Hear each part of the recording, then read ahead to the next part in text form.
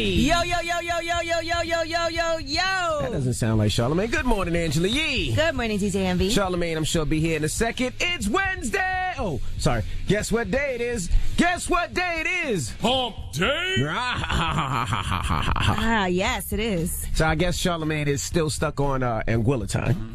First of all, he had an extra day off on Monday. We were off for 3 weeks. He's still stuck on Anguilla time, I guess. What's the time difference? There is no time difference, I don't think. I think he's still on island time. He's just relaxing. Get your ass in here, Charlamagne. Yes. So yesterday, I'm having a hard time sitting here. I did Soul Cycle yesterday, and those seats are very tough to sit on. I thought you were doing the detox. Not right now. I have it's my birthday month. I have a lot of activities, dinners, parties. They lied to me. They said everybody's doing the detox. They said it's going to be everybody starting January 1st. So I got on it. I never said I was starting January 1st. And I'm hungry now. I'm actually starting Martin Luther King Jr. Day that we celebrate that day. After I go to New Orleans and have my birthday party there. After all the birthday activities. Yes. That's when you want to start the detox. Yeah, it doesn't make sense to start it before that. I started already. I'm already down 8. And I'm in the middle of it, but I'm hungry. I want some seafood. I want something. Chicken. Something. You know what's interesting? I've actually the only thing I eat is chicken that's not vegetarian, and so now I've made this new rule for myself. I only eat chicken twice a week, and I've been doing that for the past few months. And then eventually I'll be a vegetarian. You're gonna go all out with it. Yep. Okay. This is gonna sound crazy, but I need a piece of meat every once in a while. Pause. We heard about that. Shut up. All right. Well, Lisa Van Allen will be joining us this morning. She's from Surviving R. Kelly. And I'm not gonna lie. After watching the documentary, I was a little skeptical, a little upset with some of the things that she said. So we'll talk to her today. With things that she said? Yeah. Like what? You know what bothered me, and I'm glad she'll call because we can talk to her.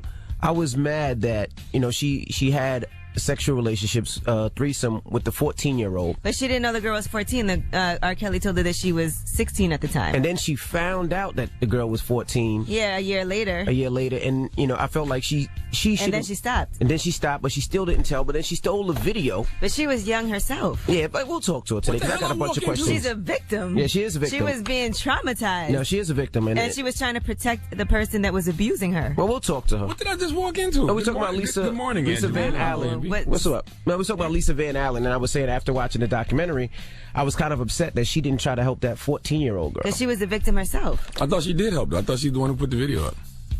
Don't mind me. She didn't purposely put it out. She stole the video because she was horrified when she found out how young the girl was. But that still helped. Yeah, it did eventually help. But a person who is traumatized like that is also not thinking of, okay, I gotta, at first. Yeah. She has to deal with her own issues. Absolutely. Well, like I said, she is a victim, and we're going to talk to her. She was the first person to speak out against R. Kelly. First person to come out. So we'll talk to Lisa Van Allen a little bit later.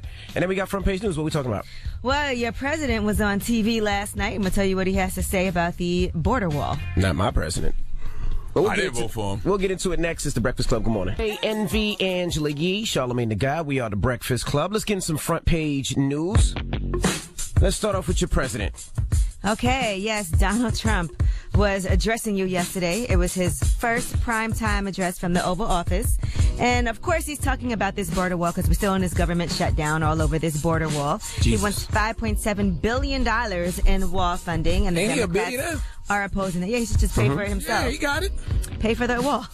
And so now there's a partial shutdown of the federal government. Now, here is what Donald Trump has to say about why we need this border wall. Some have suggested a barrier is immoral. Then why do wealthy politicians build walls, fences, and gates around their homes? They don't build walls because they hate the people on the outside, but because they love the people on the inside. That's not true. What you mean? Two things can be true, right? I can build the wall because I love the people on the inside, but I'm also building a wall to keep people that I don't want out. So if I don't want you in, yeah, it may not mean I hate you, but I don't like you. No, I hate the criminals on the outside. Yeah, if I don't want you in, it's because I don't F with you in some way, shape, or form. I don't know if you call that hate, but I don't like you. That's how Donald Trump feels. He thinks that everybody is a criminal that's trying to come into this country.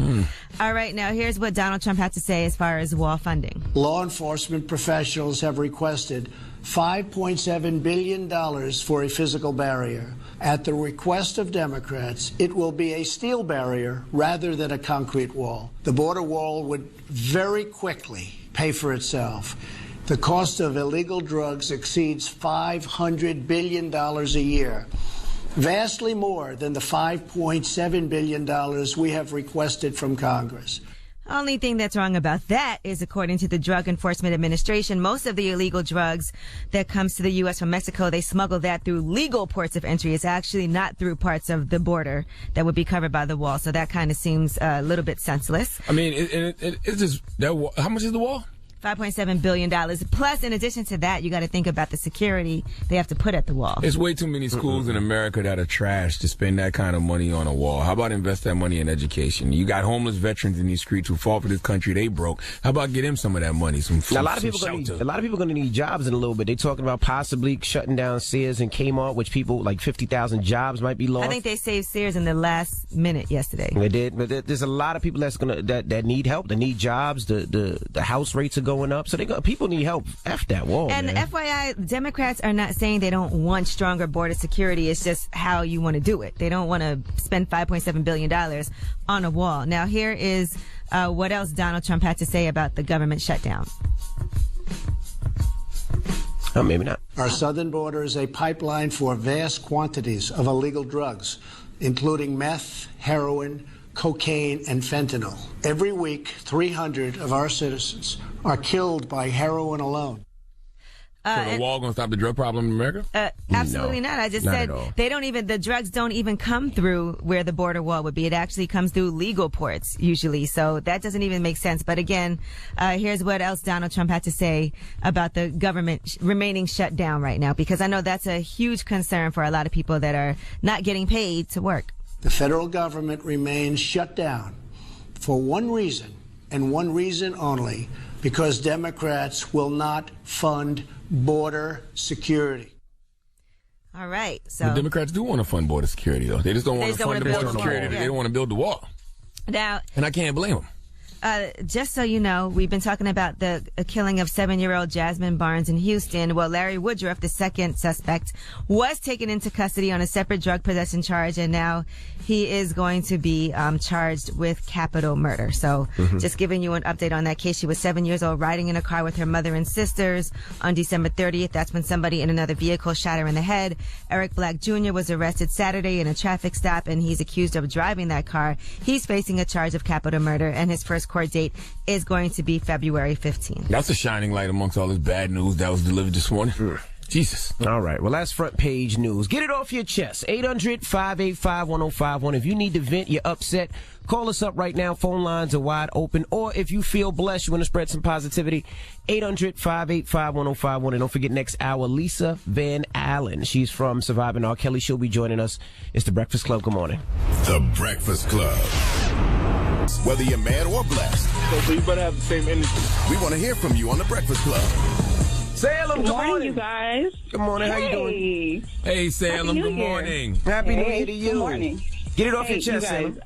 Y'all, I know you guys deserve a break and all for 3 weeks, but I was listening to each one of y'all's podcasts, like the old episodes, and I noticed like every little one of the episodes, I found something very interesting. But with, what was it, Envy, your last week's episode, I want to say, with you and Wifey, I agree with you when you said about the whole relationship, how you guys go with the coworkers and stuff. Like, it doesn't necessarily mean you want them. I was totally agreeing on that part. What are you talking about? And, I have no idea what you're talking about.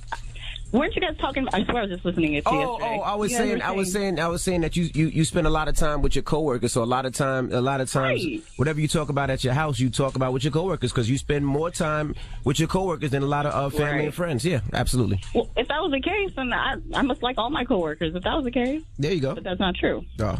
And then with Charlamagne, I listened. I know I didn't really find the Andrew guy funny, but now I really find him hilarious. See, so some good things came out of our vacation. Andrew Schultz is an acquired taste. Yes, he was. He was pretty funny. And then I heard the episode with you and Yee with Trav and everybody. It was really funny, but I'm just glad you guys are back. That's really all I wanted to say. Okay. So what you're basically saying is you missed the Breakfast Club, so you had to go find our content somewhere, is what you're saying. And we appreciate that.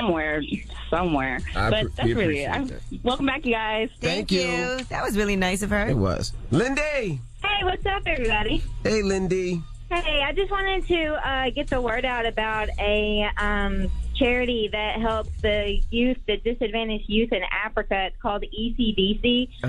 Just seeing if y'all could give us a follow. It's _ECDC_.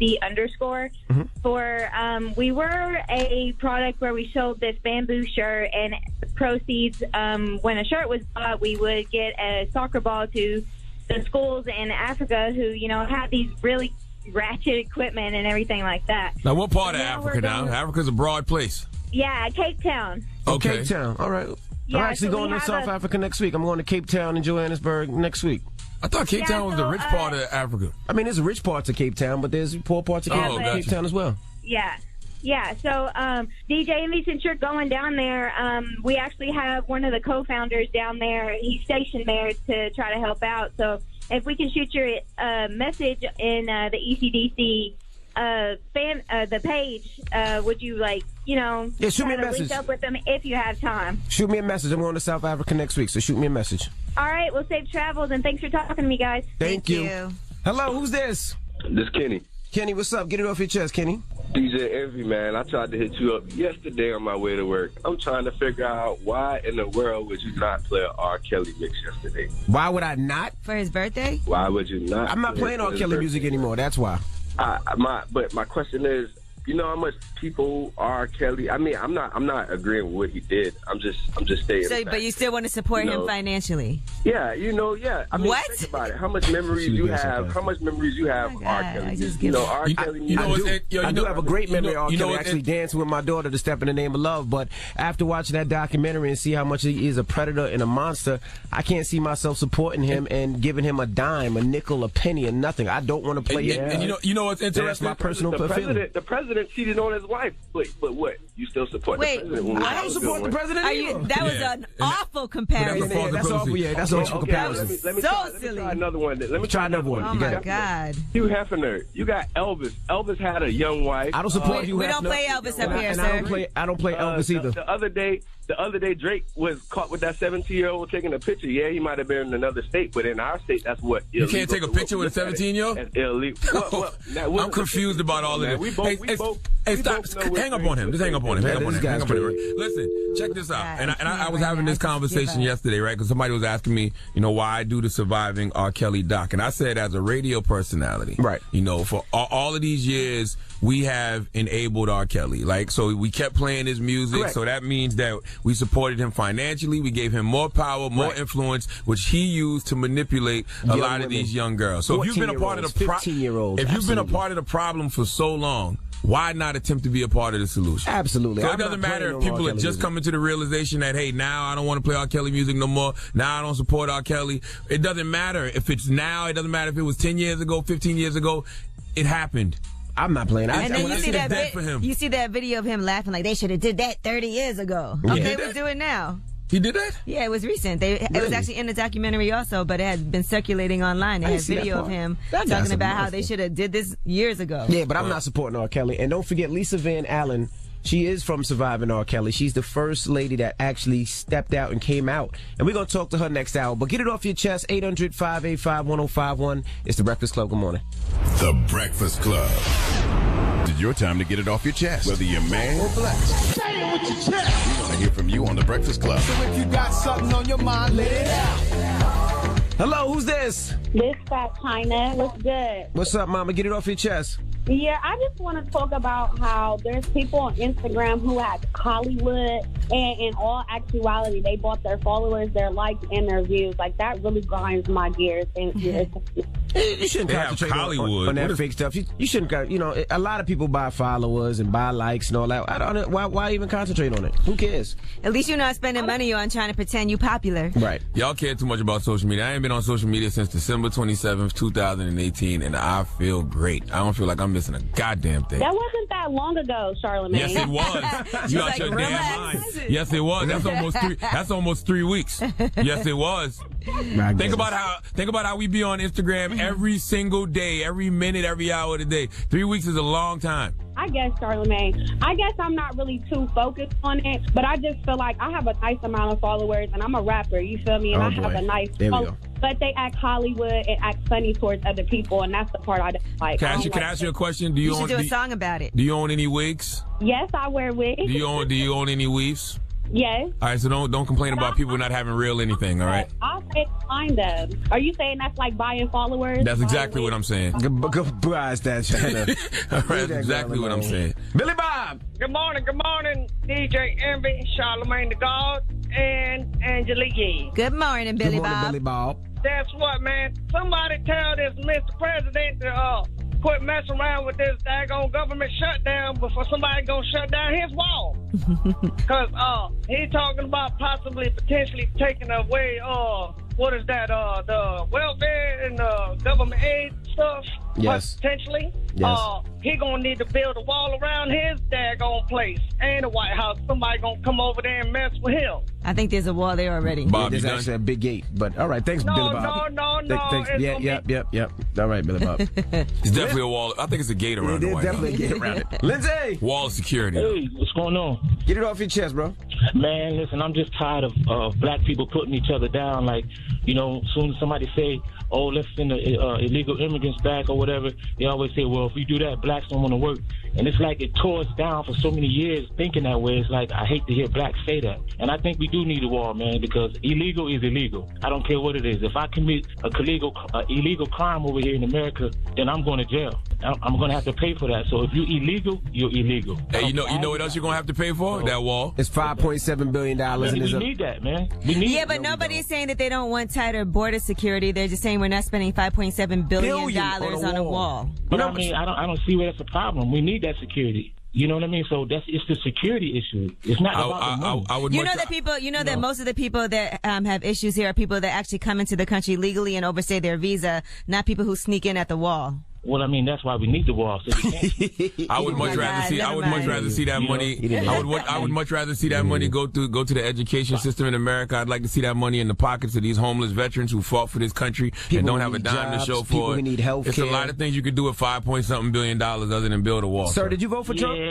Yeah, but I have family too. So I mean, I have to get along here in America too. Like I can't get stamped. I can't get but they can. You know that they said that a lot of you're illegal. You know the illegal immigrants that have been coming here, right? They actually commit way less crimes than people born in the United States. I don't believe that. It's a fact. I mean, I know that for a fact. I know that that's not true for a fact. How do you know that? Because I've been incarcerated before. You know what I mean? As a young black man, so I know what it is. So you did commit a crime. Yes, I mean. Okay, well then that just proves my point. If I commit a crime, then I'm going. If I do something illegal, I'm getting arrested for it. Okay, so God bless you, brother. If you came into this country illegally, then you should be arrested. Then you should, you have to pay for it. God bless you, brother.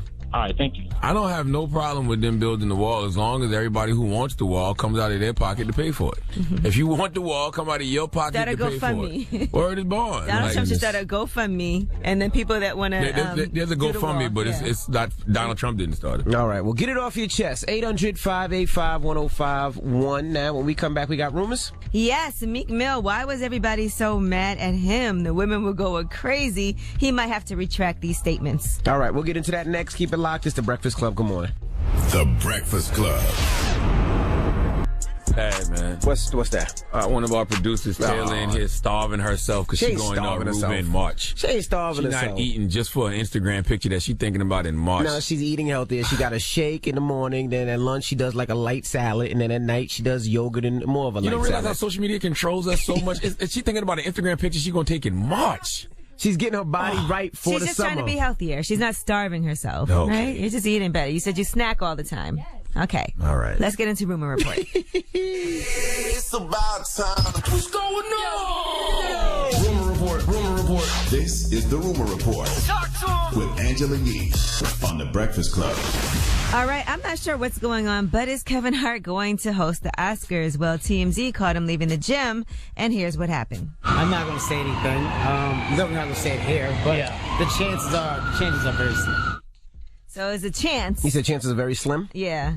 It's just a slim chance, but there's still a chance. He said on his radio show that he wouldn't have that much time to prepare for it. Straight from the heart. Because I think isn't it in like 2 weeks? Yeah, it's coming up pretty soon. Right around the corner. So they don't have a host right now, and it's 2 weeks? Well, they might just not have a host. That's an option as well. And Chris Rock is saying he doesn't want to host the Oscars at all. He was at the New York Film Critics Circle Awards dinner, and he said, if it was 5 years ago, I could say something really offensive and funny right now, but I can't do that anymore, so hey. And by the way, I love Chris Rock. Chris Rock is a legend, but I mean, Chris Rock has used the gay slur too. So wouldn't that be kind of hypocritical of the Oscars? Because isn't the problem the fact that Kevin Hart used the gay slur? But they wanted him to apologize. That was the main They problem. still wanted him to host. They didn't tell him he couldn't host Yeah. it. They just wanted him. But I'm just talking about the backlash from everybody else, not necessarily the Oscars, but people were upset because Kevin Hart used People the are gay always slur. upset about something. Chris Rock has used that same exact slur. Correct. Right, and Chris Rock would probably have to apologize. And then I don't think Chris Rock if would he wanted to do it. That's all. All right. Now, who has sold more albums than any other artist last year? Well, that person would be Eminem. According to the data, he's at the top of the list with a pure album sales total of 755,000 units. Last year? Yep. Kamikaze? Yes, that's right. Is it? In second place was South Korean boy band BTS, and in third place, country star Chris Stapleton. And this is all sales or just physical? This is pure album sales total. So physical. So physical. Okay, yeah. Because I could have sworn I thought I saw something that said Drake and Cardi B sold the most last year. Yeah, I don't think this has to do with streaming and all. So that. there's people just buying, right? Yeah, so all the old white people still going out to buy CDs. That's still a lot, though. Yeah, that's so cool. Congratulations to him. Eminem is number 4 in the total consumption category. Drake is number 1. Then Post Malone. Then XXX. Kamikaze was a good album, though. I mean, you can't front on Kamikaze. All right, now let's discuss Game of Thrones, the final season. There's going to be 6 episodes, even though previously it was 10 episodes a season. So only 6, and this is it? It costs $16 million an episode. So what? I'm adapted. I love that show. We need more than 6 episodes. So what? You sound like the people that want to build the wall. The rumor is that you got to pay for it. Each episode is going to be 90 minutes long. That's the rumor. So it's like a mini movie for each one of those. I'll take that. I've never seen Game of Thrones in my life. I don't know what y'all missing, boy. It's amazing. You know what? My best friend, when I was in L.A., she had twins last year, and she was telling me she never watched it before, but while she was pregnant at home, she said she watched all of them. It's addictive. This room is so funny, man. Wow. I don't know why, because I hear everything. So Angela Yee goes, I've never seen Game of Thrones in my life. I go, me neither. And the white guy goes, you never seen Lion King either. Me neither. What does that have to do with Game of Thrones? All right. Well, there's also a Game of Thrones prequel, as you guys know, that's coming. And they're saying that prequel is going to be more diverse and female focused than ever before. So the director most recently directed and produced Collateral and also directed episodes of Orange is the New Black, Dexter, Bates Motel, the pilot for Jessica Jones, and she's also been announced as directing the next Star Trek movie. So that is S.J. Clarkson, and the cast, a lot of women in there. So if you're a big fan of Game of Thrones, which I know a lot of people are, and one day I'll watch it. There you go. All right, Meek Mill. People were really upset with him, a lot of women, all because of this tweet. Lace front wigs are whack. I'm protesting them. When I tell you my timeline was lit up with people going in on Meek, a lot of women were like very offended by that, told him to mind his business. Then a lot of people started posting pictures of their lace fronts and asking Meek what he thought about them. He said, I just hate when you see that lace cap line in front all slicked down and the net in the middle. We letting y'all have everything else. Ask y'all man how he feel. Yeah, he right. I mean, lace fronts, they just look silly. Like, they look good on television or if you're on stage or something. But when you just walking around the street at Starbucks and you look like you got a damn stocking cap under a wig, it looks kind of crazy. He just don't like it. I don't know the problem. That's his preference. He don't like wigs. That's fine. It's cool. But, You just gotta have a good lace front. There you go. Yeah, as a That's woman, you have to admit they be looking kind of whack. Not in all public. of them. In public. No, not all. It depends. You gotta have a good. There's been some people up here. When you got that thing right here. There's been some people up here that look crazy. And you be looking at the woman and you be trying not to look at him like, is that a stocking cap? Is that a do-rag? The line don't be straight. It's a lot. Yeah. Because when Beyonce be wearing her lace front, y'all don't have no problem Where with that. is Beyonce, Yee? I've seen her out before On with a lace stage, on television, she's Beyonce. That's the problem. Now, Y'all not Beyonce. Meek Mill's not saying that he can't be attracted to you if you have on a lace front. He said, I can still be attracted to a woman wearing them, but my thoughts be He's like, just not married. is that a wig? Let's put the equivalency, right? Okay. Like, you know how these guys be looking stupid, like with the new hairlines, and the hairlines be coming all the way down to their eyebrows, or like the black Beijing dye. Yeah. That's how the lace fronts look like. You know what's so funny is that it got very real in his comments. That's why I'm gonna keep it real. Y'all men can't really comment on lace fronts because women are very sensitive about that. One person said, was it real life when people were using Twitter to rally behind you when you were in prison? Like, they were talking about that. Okay? No, that is true now. No, stop it. Come on. No, for real. On. If I was in a lace front and I was standing outside that jail in Philly saying free Meek Mill, I would feel away. All right? That lace front kept me warm in those cold winters when we was out there protesting for you. Somebody else tweeted, wow, imagine being blessed with freedom, wealth, and an amazing platform, but choosing to be negative and spread hate. They'll be talking about people's lace fronts. He just say he don't like lace fronts. I ain't gonna lie, he got a point. I'm with them. Stop it. No. I'm not gonna lie. That has nothing to do with the injustice. No, for real. He did end up apologizing. There you go. He said, I'm sorry. I just had a few bad lace front experiences that traumatized me. You ever get food poisoning from eating something and never want to eat it again? It's the same feeling. Lace front almost fell off when the intro was on, when that hold up, wait a minute part. I'm wilding to your music out in front of the jail saying free Meek Mill in my lace front. You gonna insult my lace front? I can understand why they feel the way. Well, no, he explained that I was hitting something from the back, grabbed it here just to make it a little rough, and it slipped off, and ever since it's been trauma. Okay, I can understand where Meek coming from, too. Could you imagine that? You hitting from the back, you pulling his ball, I can see both sides. Literally.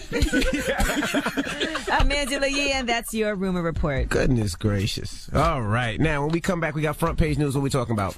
Lace fronts. No, I'm kidding. We're going to talk about a woman who is in a coma and somehow gave birth to a baby. You ever wore a lace front yet? We'll give you more details. Yep. Mm-hmm. Really? To where? See, you didn't even notice. Had it on here at work. Really? Yeah. With a line down the middle of it, like a park? All of that. Wow. All right. Front page news is next. Good morning, everybody. It's DJ MV Angela Yee, Charlamagne the Guy. We are the Breakfast Club. Let's get in some front page news.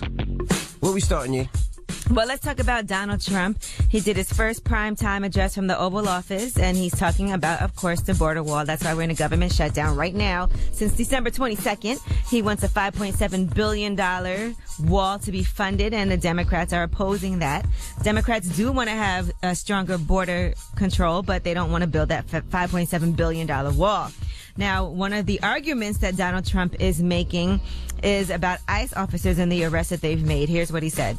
In the last 2 years, ICE officers made 266,000 arrests of aliens with criminal records, including those charged or convicted of 100,000 assaults, 30,000 sex crimes, and 4,000 violent killings. Over the years, thousands of Americans have been brutally killed by those who illegally entered our country. Now, I had to go to NPR to get the fact check on that.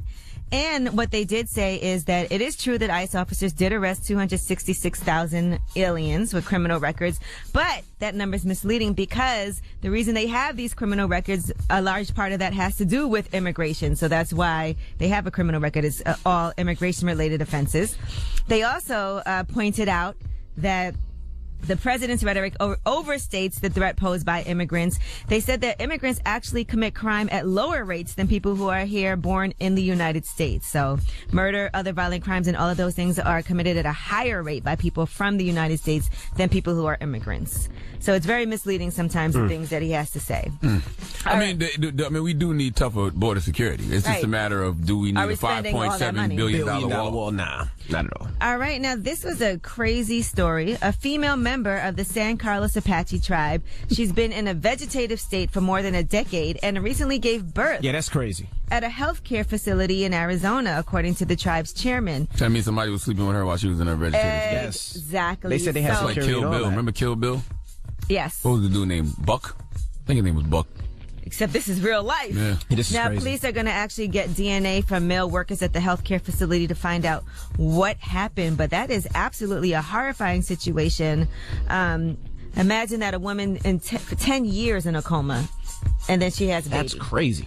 But nobody noticed the baby growing inside of her for 9 months? I'm not saying they didn't notice that, but they have to find out whose baby it is. So they probably have to wait for the baby to be born to get the DNA. Is the baby healthy? Yeah, because when you're in a coma, aren't you like just eating fluids? Are they feeding you through a tube or something? I don't know. She almost drowned. That's why she was in a coma. So, yeah, you can't talk, move, do anything. She's a vegetable. So she still cycles? They must have did a C-section. Are they still cycles every month and all that? Like, wow. I mean, she's still alive.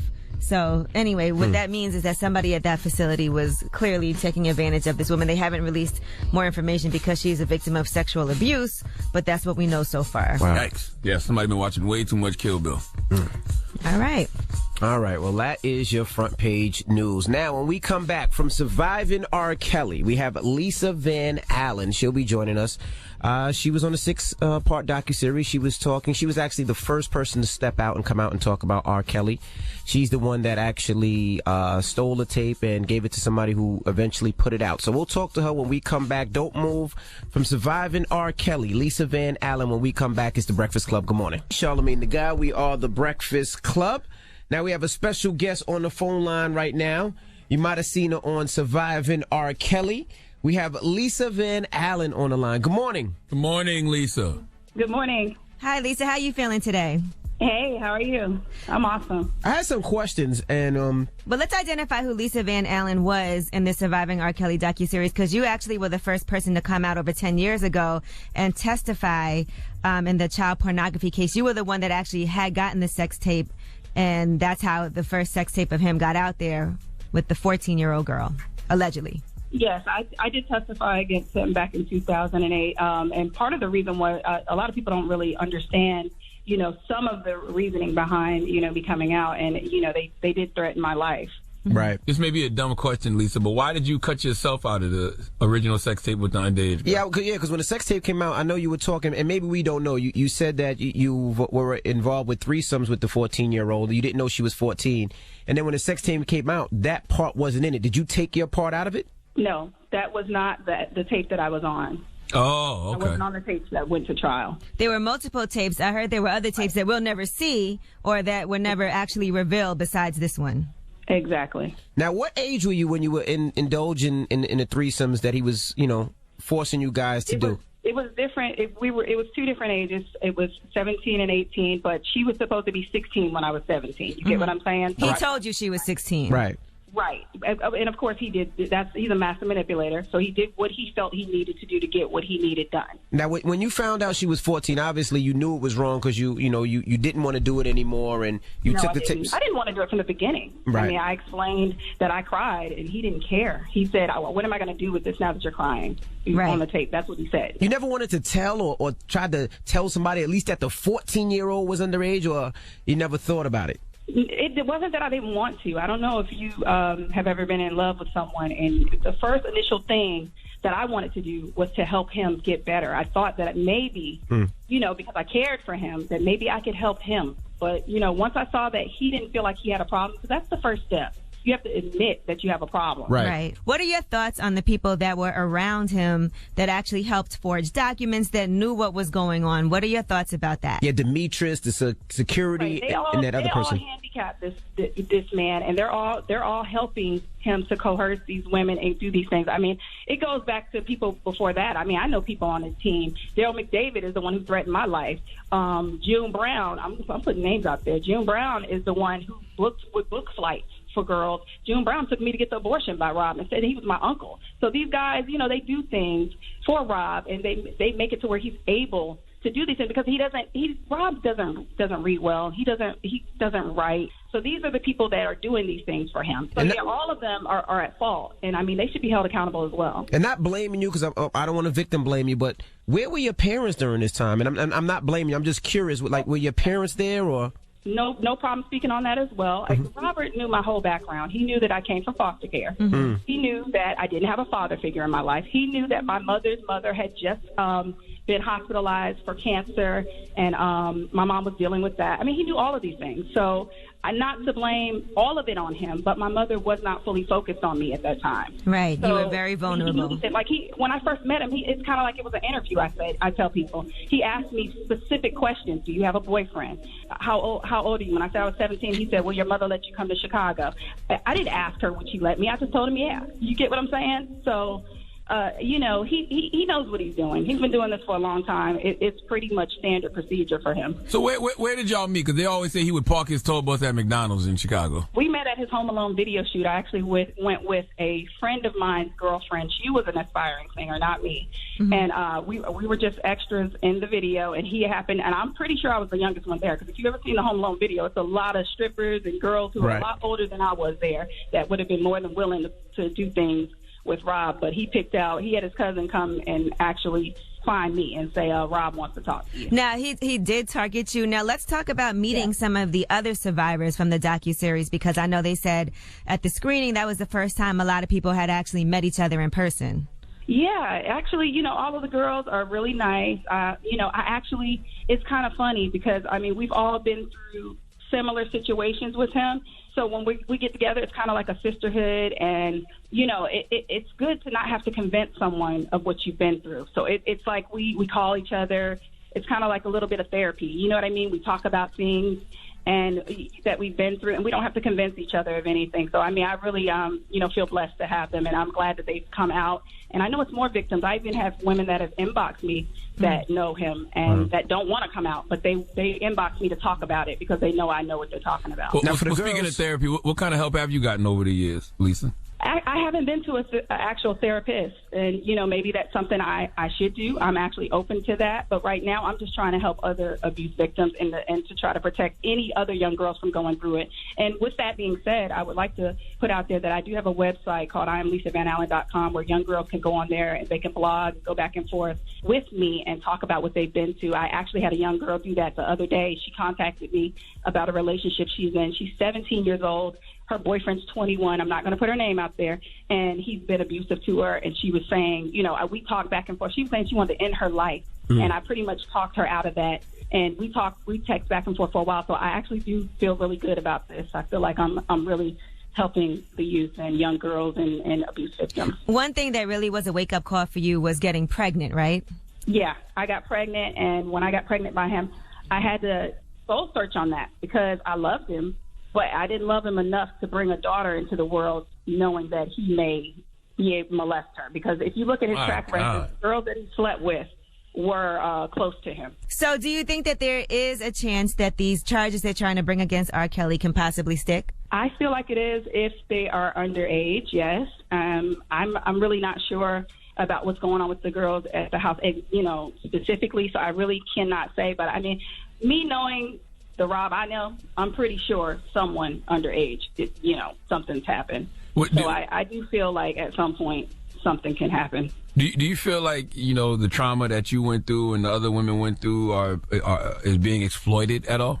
I mean, it kind of, yeah. But at the same time, it's crazy because a lot of people say, you know, whether it's positive or a good or negative publicity is still publicity.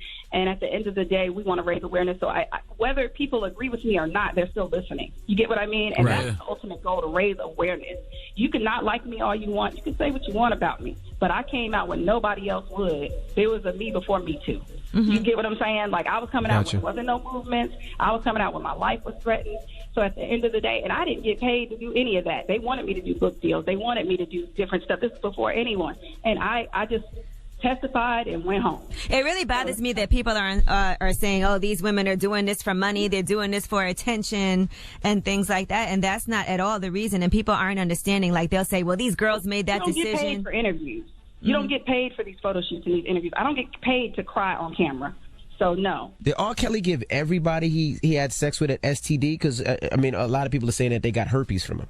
I did not catch herpes, and I thank the Lord. I actually called his old publicist to ask her, did he have it back then? Because I was concerned. And she said he did have it back then, but I didn't get it. All right, we have more with Lisa Van Allen from Surviving R. Kelly. When we come back, don't move. It's The Breakfast Club. Good morning. V. Angela Yee, Charlamagne the God. We are The Breakfast Club from Surviving R. Kelly. We have Lisa Van Allen on the line. This is Charlamagne talking. I've always been critical of R. Kelly, but I've also made a lot of jokes about R. Kelly and what he's done to underage girls. And, you know, how did the way the coaches approached the situation, whether it was Dave Chappelle or Boondocks or rap lyrics, how did the coaches' response to R. Kelly affect you back then? It was kind of frustrating because, you know, it's like people knew, but instead of taking it serious, they would make jokes.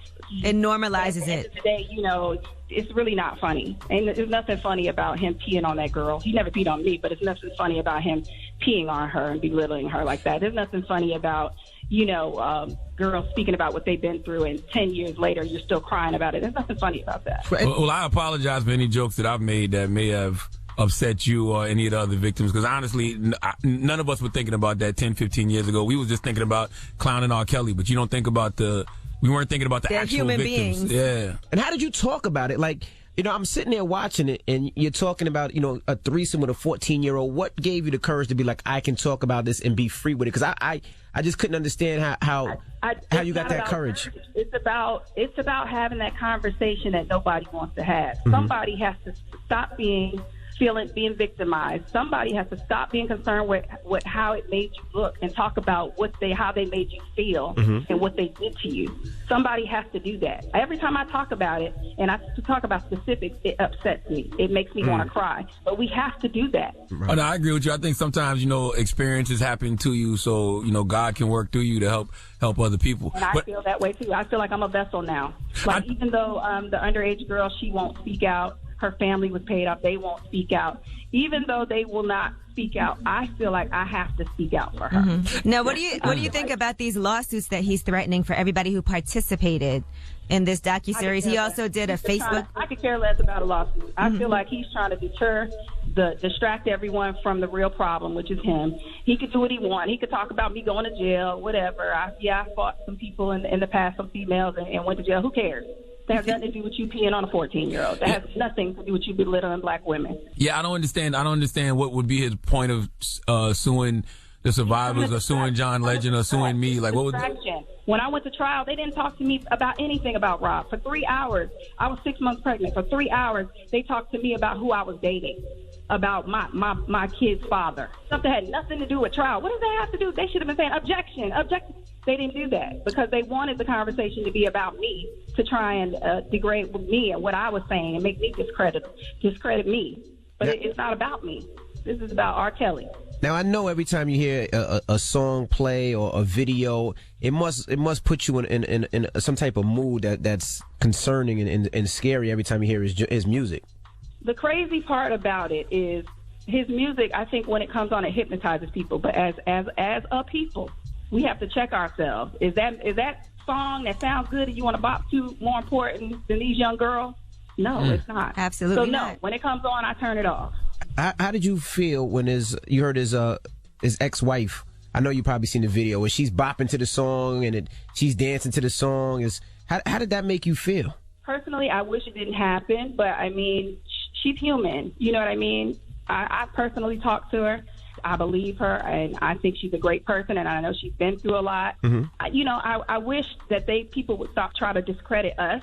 Right. Just because she bopped to his song, and that I don't feel like what she's saying isn't any more valid from her doing that. Right. And people do deal with trauma differently. You can't judge. That she could have been just covering for him. Yeah. Who's to say they could have threatened her life? I mean, we don't know. Like and that's years old, but she also said, people deal with trauma differently. You just never know. You can't. You can't say specifically what she should have done or shouldn't have done because she's coming out now. So I really don't feel any kind of way about it other than I wish, people that they wouldn't be on the internet right now. Because once again, it's another thing to just deflect the conversation from being about what he's doing. I mean, here's the thing. We all saw the sex tape. We saw the marriage certificate to Aaliyah. We've heard the songs like Age Ain't Nothing But a Number. We've heard him call himself the Pied Piper. Even when you tell me things like he's threatened you, I know that's true because he's threatened me over the years. So it's just like I don't know what more people need to believe R. Kelly is what he says he is. Was R. Kelly into young boys as well? Because we seen him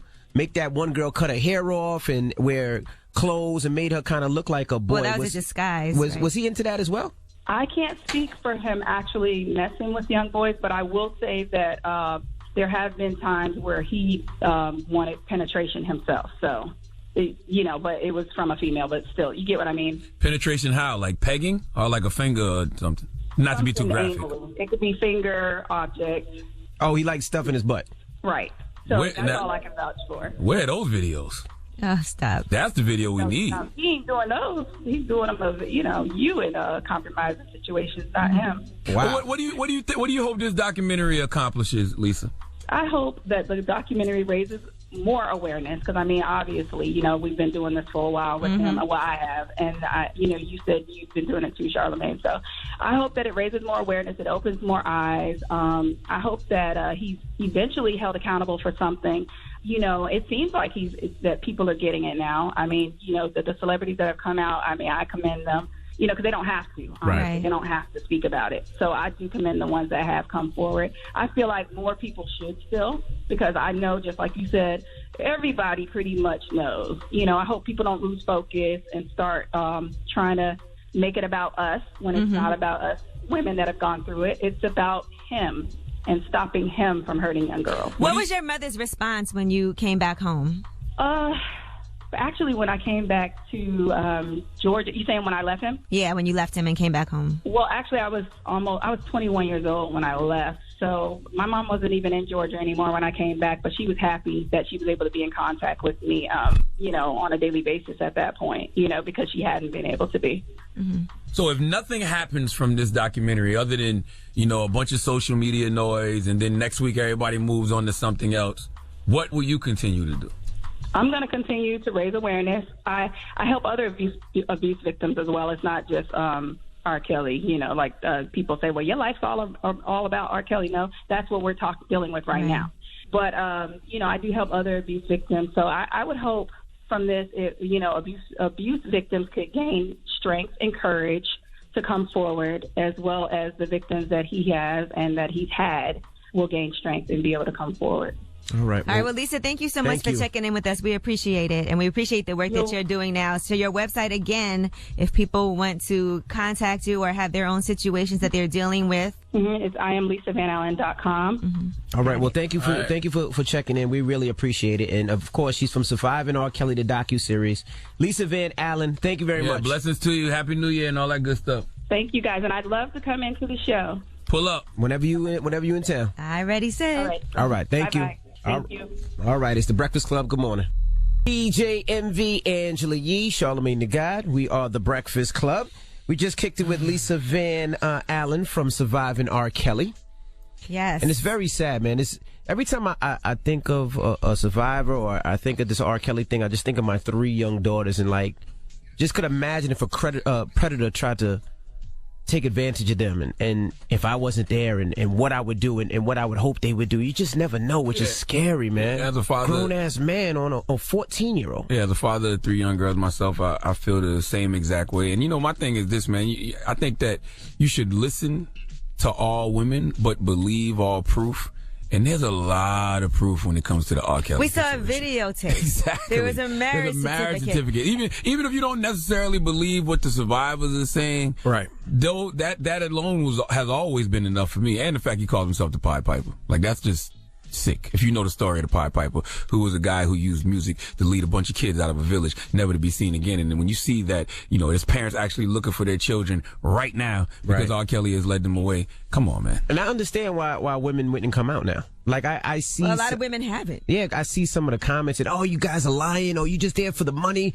Oh, is this we just seen six episodes where people telling what happened and what went on, and you hear the people in R. Kelly's camp talking about how they forged things and did things, and you still don't believe these women? What really disgusts me is that people are like, oh, you're trying to bring down R. Kelly. What about all the other people who have done things, and you're doing this to black people? What about the black women who are so affected? Why don't we care about them? You care more about R. Kelly and protecting his legacy than you do about the women that was, who were assaulted? That was interesting part of the conversation with Lisa too, though, because you think about all the jokes that we've made it at R. Kelly. Mm-hmm. I've definitely made jokes about R. Kelly and his love for underage girls. You think about the Dave Chappelle Pee on You and the Boondocks episode, and you didn't realize that was affecting the victims. We're thinking we're clowning R. Kelly, but like Lisa said, there was girls that was really getting peed on. Right. And it's not even just for R. Kelly. Imagine if you're a victim of any type of sexual assault, how you feel when you hear people making jokes about sexual assault. I think that if those women had found justice, though, it would have been okay to go in on R. Kelly. You know what I'm saying? If they had if they had found justice, if he had actually been sentenced and, sent to jail, then people wouldn't be looking back in hindsight saying, okay, those jokes were distasteful. Yeah, there's a lot of women who have been through things that people will never know about because they're keeping it to themselves and they're hurting from it and they're suffering in their lives every single day. So. Yeah. All right. Now, I heard they said something like the prosecutor in Chicago is asking some of these witnesses and survivors to contact them because maybe they could possibly prosecute. Is that true? Well, listen, yes. In Rumor Report, we're going to have all that information on what's going on now, the aftermath of the R. Kelly, Surviving R. Kelly docuseries, and what's happening legally, Hopefully. All right, we'll get into that next. Keep it locked. It's the Breakfast Club. Good morning. All right, good morning, everybody. It's DJ MV, Angela Yee, Charlamagne the Guy. We are the Breakfast Club. What's happening? Good morning. Let's get to these rumors. Let's talk R. Kelly. It's time. She's spilling the tea. This is the Rumor Report with Angela Yee on the Breakfast Club. Well, thanks to the Surviving R. Kelly docuseries, R. Kelly is being criminally investigated in Georgia. Investigators have been reaching out to several of the survivors, and the attorney for Joycelyn Savage's family was contacted by the chief investigator and has been fully cooperating. They're asking for contact information for anybody who's lived in his former Atlanta home or know anything that happens. And they said investigators were getting all kinds of phone calls after that docuseries aired. What would the charges be? Also, well, it depends on what people come forward and say. Oh. Now, Chicago prosecutors are asking victims also to please come forward.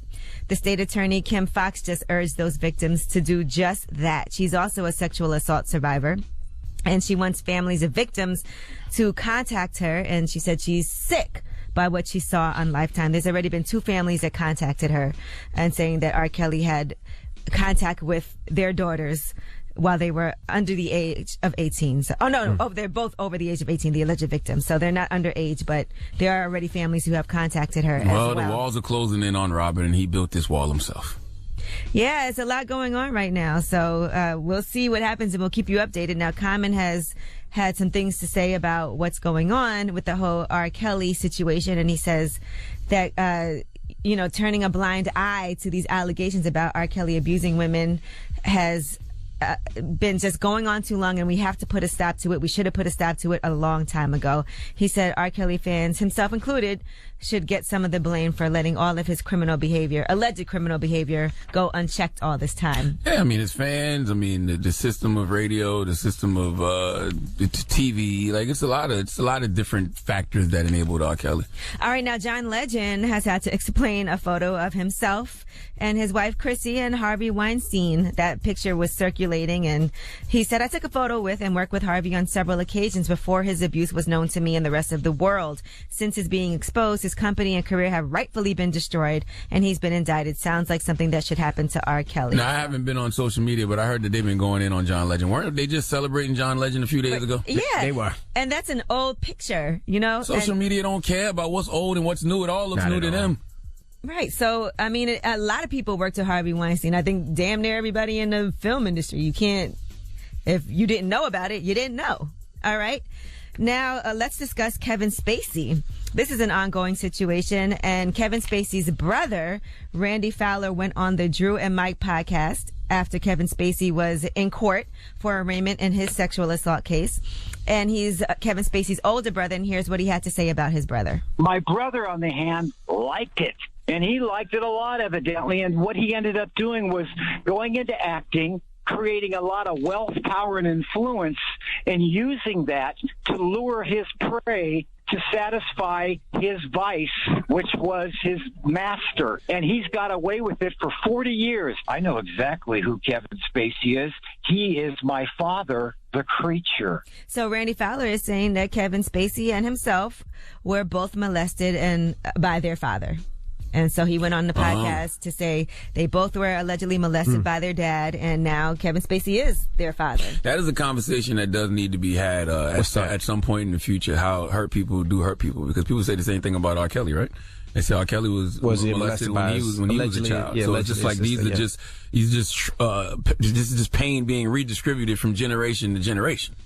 Right. It doesn't justify anything that they destroy somebody else's life. These people have done, but you do got to get to the root of a situation to stop the problem, right? Now, right now, Kevin Spacey's in court, and that's because he's been accused of sexually assaulting a man in a bar who was, according to Kevin Spacey, his defense is the man was flirting with him, but the Massachusetts man is saying that Kevin Spacey actually sexually assaulted him. So we'll keep you updated on what's going on with that. The young man was 18 years old at the time. All right, I'm Angela Yee, and that is your Rumor Report. All right, thank you, Miss Yee. Charlamagne. Yes. Who you giving that donkey to? Well, everybody's been requesting it, and even though I've done it quite a few times before, I guess R. Kelly needs to come to the front of the congregation. We like to have a little word with him, but just not R. Kelly, though. His staff, record label, and Mother effing crew as well. All right. Well, and I got a friend that's joining me this morning. Okay. Yeah, from Atlanta. Her name is Cadillac Kimberly. Okay. Because I didn't see the documentary, so I can only speak with so much on certain things. Okay. We'll get into that next. Keep it locked. It's the Breakfast Club. I was born a donkey. It's the donkey of the day. Bunch of for the donkey of the day. That's pretty funny. Charlamagne the devil? Possibly. The Breakfast Club.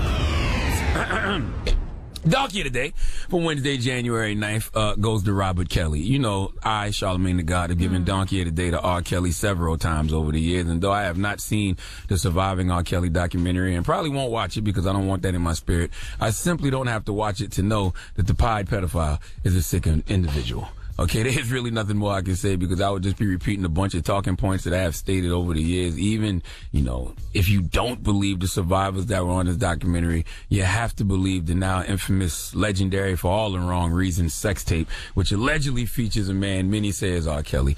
I know it's R. Kelly, but I have to say allegedly because he's threatened to sue me a couple of times before. But whatever, all right? For all those of a certain age who have seen the sex tape, that should have been enough. All right, if that wasn't enough, marrying Aaliyah when she was 15 and writing a song for her called Age Ain't Nothing But a Number, and the fact he calls himself the Pied Piper. If you don't know the story of the Pied Piper, he's a man whose career was that of a rat catcher, and he was hired by a town to lure rats away with his magic pipe with music. All right, when the citizens of the town refused to pay for this service, he retaliated by using his magic pipe on the town's children, leading them away, never to be seen again. The Pied Piper was a man who used music to manipulate kids, take them away from their parents, never to be seen again. I've been calling R. Kelly out about that for years, but now when you see parents actually looking for their kids because he's lured them away, then you realize how sick it is for that man to take on that moniker. Now, people ask me, why did I do the surviving R. Kelly documentary, and especially in light of the fact that I've been arrested and exonerated for criminal sexual conduct before. Listen,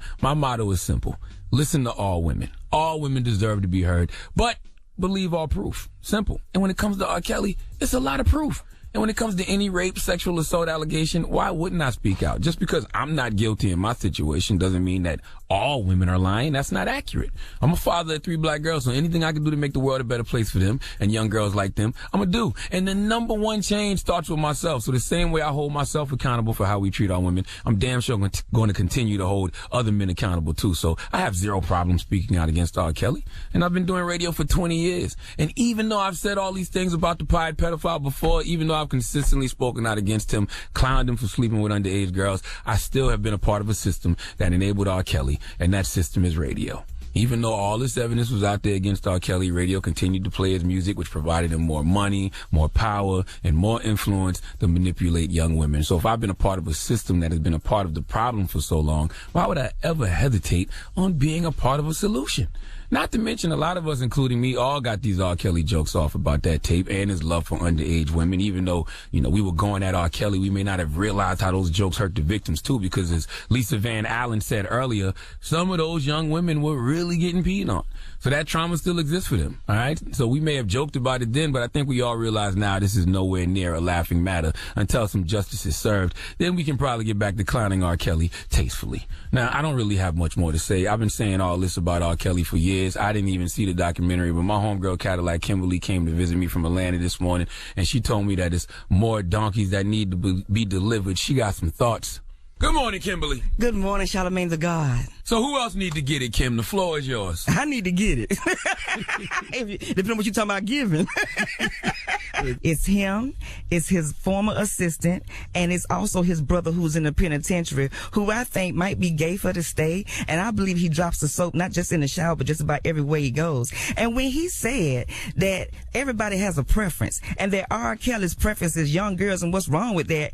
It's illegal. That's what's wrong with it. And then the assistant said that he did do fraudulent activity with the paperwork for Aaliyah to be married to R. Kelly. So if you're fraudulent with the paperwork, then you'll put your finger in a 5-year-old, ain't nobody looking. Okay, R. Kelly wasn't a pedophile by itself, allegedly, okay? It was the clique that he was in and all the people that was saying yes to him and that he was saying yes to, okay? And for Resolve, amen, I believe that he should go on Iyanla Van Zant next season. I think every week he should be on with a different alleged victim, amen, and get some resolve, if there is resolve to be had, okay? But I want to give also a shout out to the girl who said that she has herpes that allegedly he gave her, because you got to be a strong, bold, bad woman to get in front of the world and say you on fire. Okay? Usher wasn't man enough, allegedly. But baby, she woman enough, and my hat and my wig goes off to her. Jesus, Kim, thank you. Please let Remy Ma give Donkey of the Day to R. Kelly, his staff, and mother effing crew. Hee-haw, hee-haw. You stupid motherfucker. Are you dumb? All right. Hold on, Kim, why you got more to say? Can we talk about a donkey of a different color? Can we talk about an orange donkey? Donald Trump has stopped my food stamps. The 194 is no longer. I got confirmation in the mail, and I'm upset about it. So if anybody want to pay for me to see Yana so that she can fix my stamps, get at me. All right, Kim, I'm going to give you a couple $, all right? A couple? Okay, you know what? Shout out to Instagram. That'll get you money up. AUNTEA Cadillac. Auntie Cadillac, baby. I'm Atlanta's auntie. Thank you, Auntie. All right. Yes. Thank you, Auntie. Auntie Cadillac. Now, when we come back, we have Ask Yee. 800-585-1051. If you need relationship advice or any type of advice, call Yee right now. It's The Breakfast Club. Good morning. The Breakfast Club. Envy, Angela Yee, Charlamagne the God. We are The Breakfast Club. It's time for Ask Yee. Hello, who's this? Good morning. My name is Raven. Hey, Raven. What's your question for Yee? I have a situation, Miss Yee. Okay. Where I have an infant daughter by a lead singer of a famous Motown group. Okay, so he's older. Yes, he's actually old enough to be my dad. He's actually older than my parents. Okay. I don't know. He's cut off communication with me. And I don't know where to go. I'm afraid of his power. I'm afraid of his money. I'm afraid of the power he has behind him. Well, so okay, break it down for me. Is he married? Yes, he is. Okay, so he's married. You guys had a baby together. I guess I'm assuming he doesn't want his wife to know. She knows. Okay, she knows about. Okay. Known since the baby was about a month old. Does he have other children by women outside of his marriage? Not that I know of. But you're not even sure? I'm not sure. I know he has no children by his second wife. She's older, like himself. And so is it that are you concerned for your life and the welfare of your child? What is it that you need? He's not paying child support. I know where he lives. We reside in different geographical locations. I'm in the Midwest. He resides in Arizona. Okay. So what you need to do is go to court, right? Because have you gone to court yet? No, I'm afraid. I'm just afraid. Has he threatened you? In a way. What's the way? Like, what is he saying? With his money and power, he could crush me. Like crush you financially, crush you in your career, or physically crush you? I think it's physical and financially. Well, it's very important for you to take care of yourself and your child because you have a baby involved now, which means that you absolutely have to go to the authorities and report what he is threatening to do to you. He doesn't want to do a DNA. He told me he couldn't believe I would ask him for DNA. It doesn't matter what he wants to do or what he doesn't want to do. The fact of the matter is, if this is his baby, he has responsibilities that he legally has to take care of. And he is trying to intimidate you. And if you feel like it's a real threat, I definitely am telling you right now, you have to go and make sure that you file a report with the authorities and get some type of protection. This is life. Do I need to go to court in Arizona? Do I go where I reside with our baby? I think the first thing you need to do is contact the police department. I would get off the phone and go right down to the police department and speak with somebody who can actually help you. I would get a restraining order against him. Okay. Hold on the line, Raven. Hold on the line, Raven. We're going to see what we can do to help you out. Okay. Okay. All right. Ask Yee. If you need relationship advice or any type of advice, 800-585-1051. It's The Breakfast Club. Good morning. Yee, Charlamagne the God. We are The Breakfast Club. We're in the middle of Ask Yee. Hello, who's this? Hey, this Trav, man. Trav, what's up? I'm the one that call every morning. Yeah, you sound different. We can tell. different. What's your question for Yee, bro? Hey, man. Hey, Yee. I've been trying to inbox you for a while on Instagram, and I know you have got a lot of things to do. But, hey, I've been in the friend zone with this female for a while now, right? And it's like she got an ex-boyfriend, and it's like I'm playing number two. It's like if he isn't around, then I'm around. And if I'm not around, he's around. And it's like I don't want to say I want to be stuck in the friend zone because it's like I lost a lot of respect for her in the last few years was being in the friend zone. Well, you've been doing this for years. Yeah, I understand that, but it's like, I try to get out of that, and it's like, I got myself in the jam with, like her birthday is around the corner, and I don't want to be like, hey, I'm not getting you nothing because of how you did this and how you did that, or I don't want to be that. Is this your friend, so you're in the friend zone. You consider this woman to be your friend. But you have some benefits. No. So you're just her friend. So what's the problem? She set a double standard. Like, I can't do such a thing that she would do, but she feel like she can do it. Well, because you let her. I understand that, but I don't want to be the person that's... I don't want to be the Trav, you can do whatever you want to do. Who can tell you what you can and can't do? I understand that. I do understand That's the decisions that you're making based off of what she wants. Yes. Sounds like she's lost respect for you. I understand that, but I don't think it's lost the respect because I feel like I just don't want to, be that person that's just, want to be there for somebody that don't feel like they're there for me, Okay, so do you like her as more than a friend? I'm confused because you said y'all are just friends. Yeah. I like her more than a friend, but it's like, it's nothing I can do. You know what's so crazy? This is my first time calling you guys, and I just got pulled over on the radio. Well, so she doesn't like you. So that's what it is. Like, she considers you a friend. She knows you like her. It's great for her ego. You're, for years, have been willing to accept that, even though you've been pining away for her, but she's not interested in you. Doing good in yourself? Good. Recently stopped today, the parking lot there. We had oh my God. This guy's having a terrible day. Let me talk to him. Can we talk to him? Let me talk to the officer.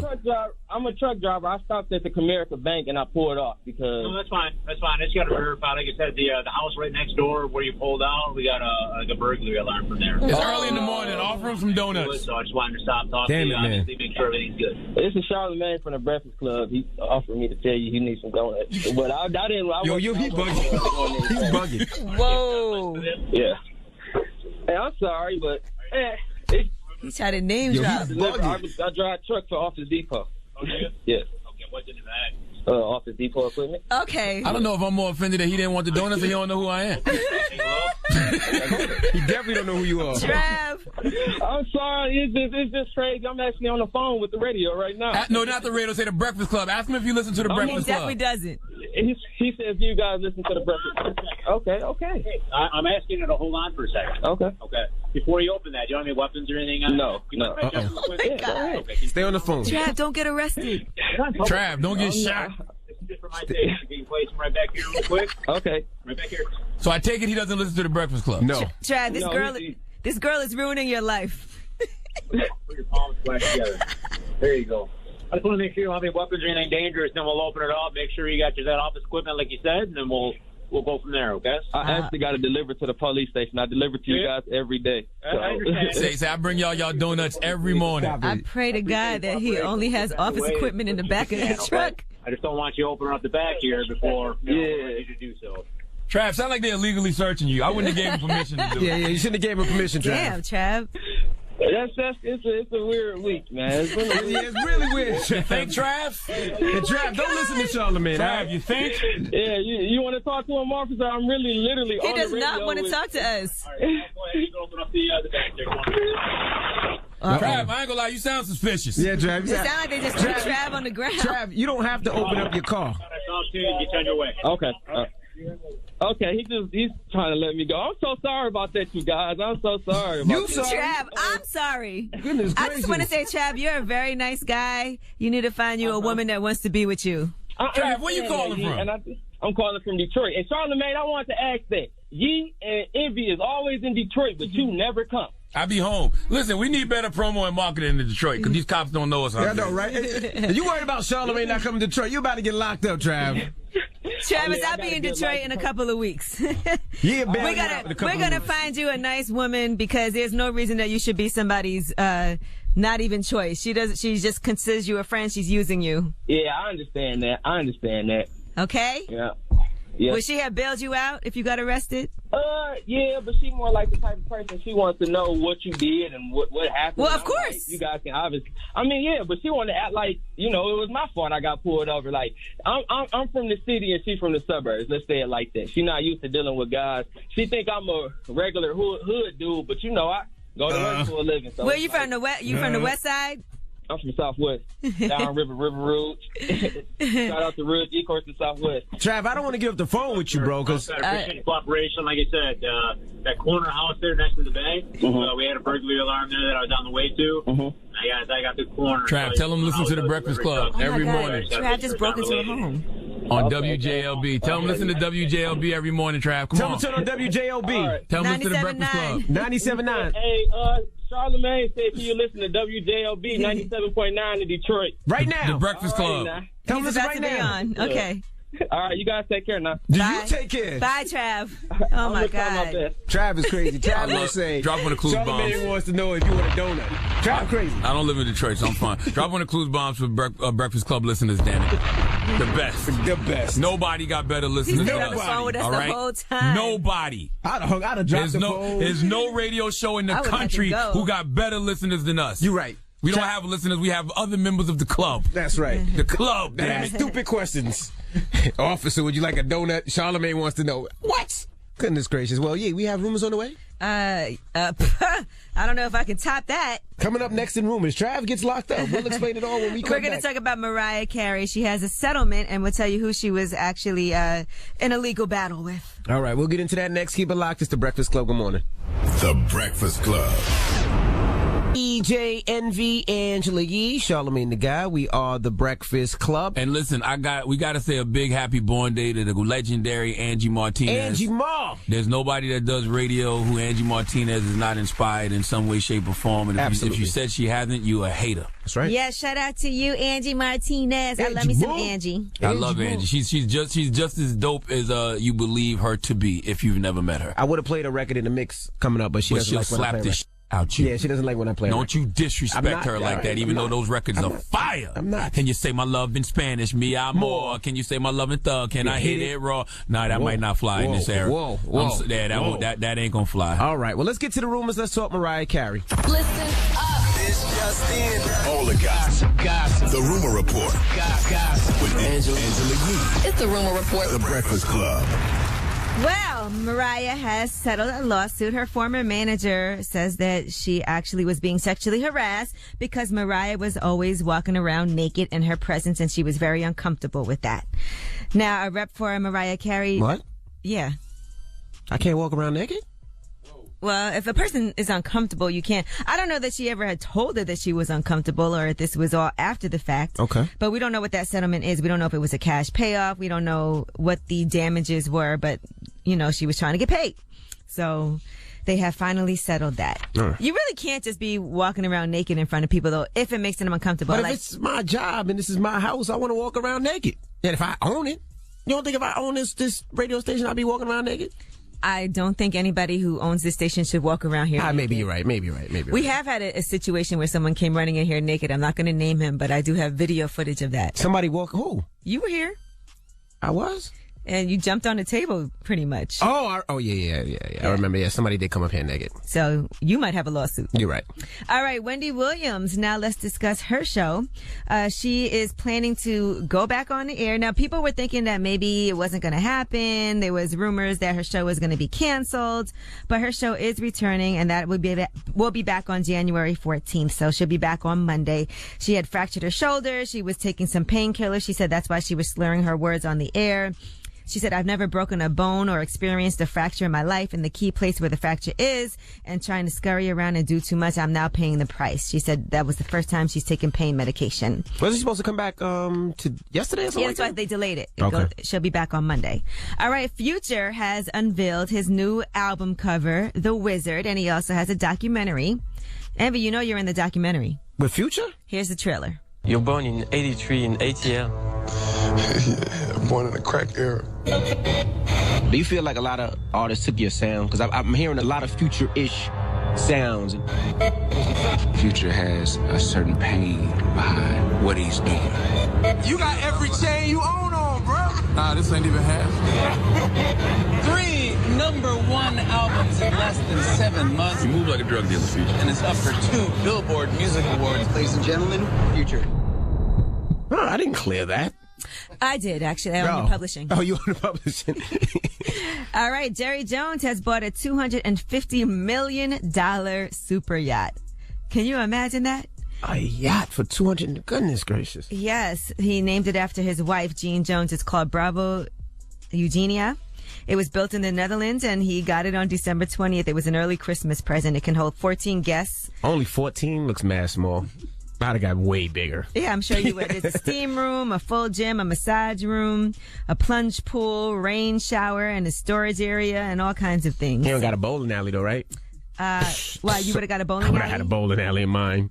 Well, we'll see when you get yours. Yeah, a long time from now. In the meantime, Trevor Noah has bought a new house in Bel Air, and that was $20 million. So congratulations to everybody that's...